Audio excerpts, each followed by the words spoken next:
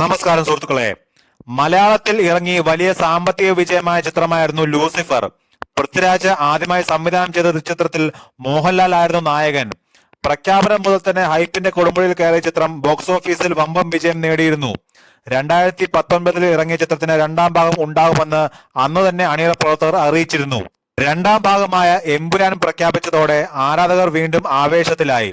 ചിത്രത്തിന്റെ ഓരോ അപ്ഡേറ്റിനും വലിയ സ്വീകാര്യതയാണ് സോഷ്യൽ മീഡിയയിൽ ലഭിക്കാറുള്ളത്. ഇപ്പോഴിതാ മോഹൻലാലിന്റെ പിറന്നാൾ ദിനത്തോടനുബന്ധിച്ച് പുതിയ പോസ്റ്റർ പുറത്തുവിട്ടിരിക്കുകയാണ് അണിയറ പ്രവർത്തകർ.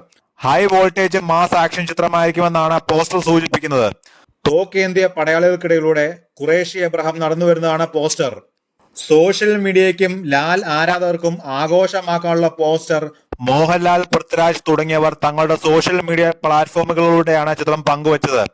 ചിത്രത്തിന്റെ കൂടുതൽ അപ്ഡേറ്റ് പിന്നാലെ വരുമെന്നാണ് കരുതുന്നത്.